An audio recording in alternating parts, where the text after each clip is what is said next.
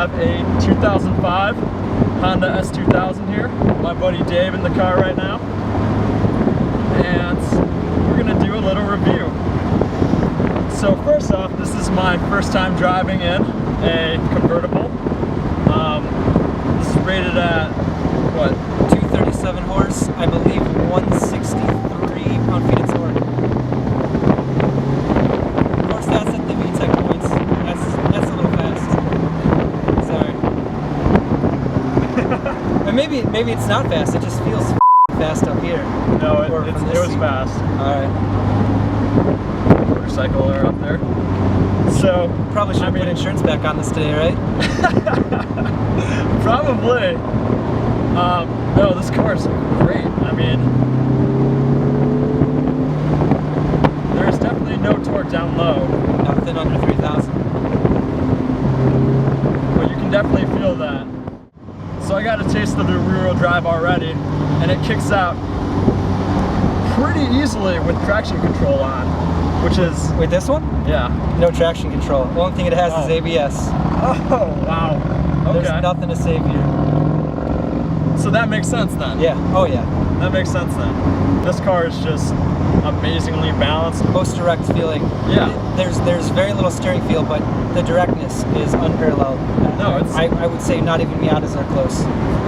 Well, that and Miatas are like underpowered like ridiculously. You can really control the angle in this with the throttle. And you can feel that weight transfer and get the rear end to do what you want just with the throttle. It's definitely a different feeling.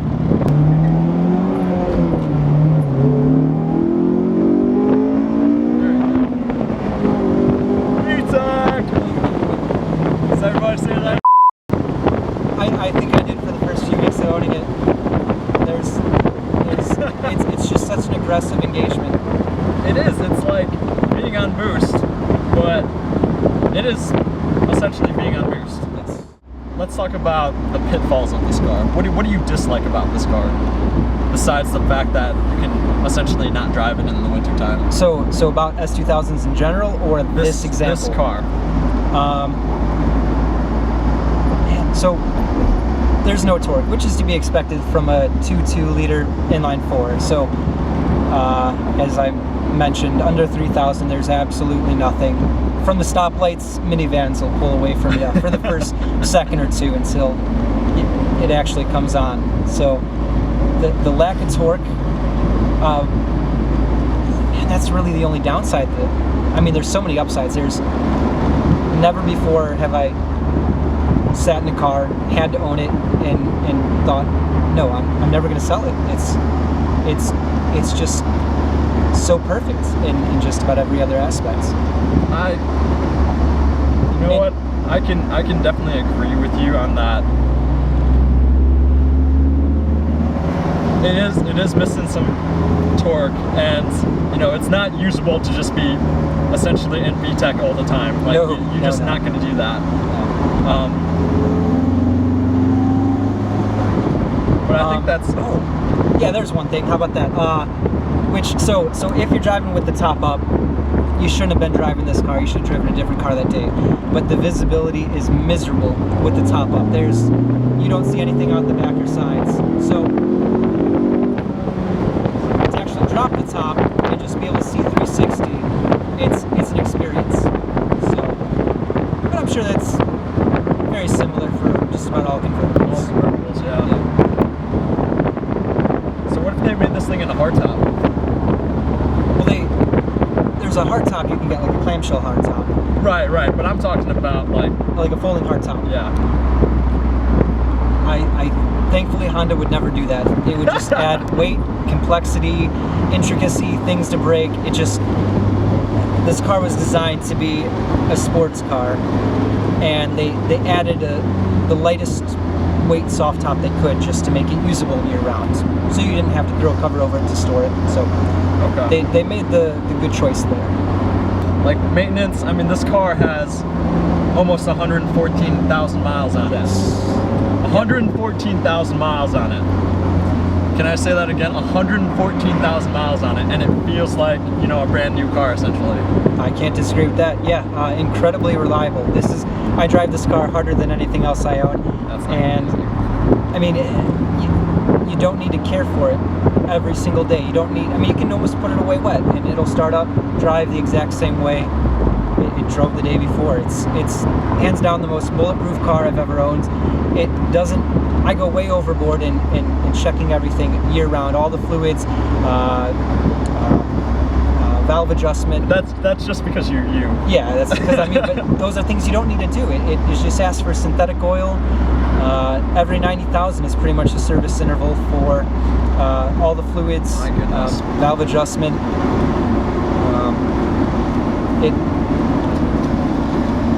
Nobody does it like Honda, and it's such a shame that a car like this we will never see again. The sound is just intoxicating once you remove the airbox lid. That's all it really needed. It's the shifter is rifle bolts. The only thing I've seen recently that is on par with it is the new the Scion FRS Subaru BRZ shifters. But I still think this one has the edge. The suspension is, the short wheelbase makes it a bit choppy on some types of pavement, but the suspension is perfect. Yeah, it's embarrassing pulling up to me. It's being the only stock ride height S2000 looking like a 4x4, but there's nothing I would change about it. I think it looks good though. And they really got it right from the factory. The only way to improve on it is with what they did with the last year CR edition, revising all the ratios and rates, sway bar diameter and suspension rates. They dialed up the front a bunch, kept the rear about the same, so it induced a bit of oversteer. But they finally, I mean, every year suspension rates and sway bar diameters was different. They tweaked it every year just to get it more perfect. I mean, I haven't driven this car for very long, but just going around turns, you can feel that this car does not have stability control or, you know, any sort of traction control. It was just quarter turn, not even, and this car was just sideways. And I'm like, oh, okay, well, I get it's rear-wheel drive. No, it's just there's no traction at all, and I'm assuming that these tires aren't, you know, any summer tires or anything. No, so the tires on this are Michelin MX M4, I think, all seasons. They came on it from the dealer. I've been trying to wear them away. They just haven't been able to. The life on them is. Well, you said you drive this car hard. I do. Yeah, I do. And the tire compound's even harder. And it's great for the daily driving I do in it. It's not a track compound. They break away at a very low limits. They do so gradually, very consistently. So it's manageable and it's not scary, the characteristics of it. But yeah, obviously the next biggest improvement would be proper tires for this. Okay, we'll just do this.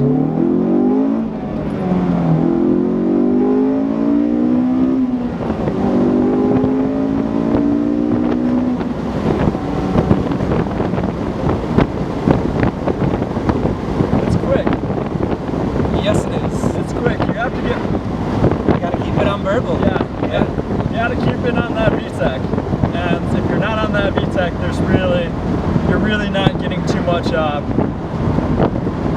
really not getting too much power going on. Nope. But I mean, I think it's nice. I don't think I'd want to change that. Like that's just something that it's a quirk about the car. And I think it's great. Like, just honestly, it feels great, and you know, like, let's be honest, like, honestly, I never thought I'd like a convertible, because of course, and I've never driven one before this. All right, I'll let it slide then. I'll let it slide. So, I've never heard anybody say, I never thought I'd like a convertible. I never thought I would.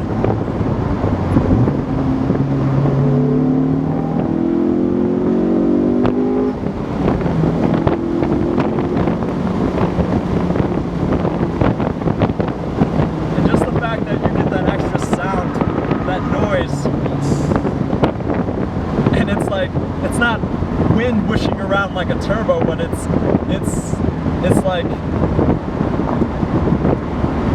you're really hearing a lot of the intake noise Yeah. with the airbox lid removed, and it's intoxicating. It really is. It when the first time I took the lid off, it opened it up, and the whole time I owned the car, I wished it was louder. It didn't sound as aggressive as it It just sounds could like a very, or should. very, very comfortable car. Yeah, very pedestrian.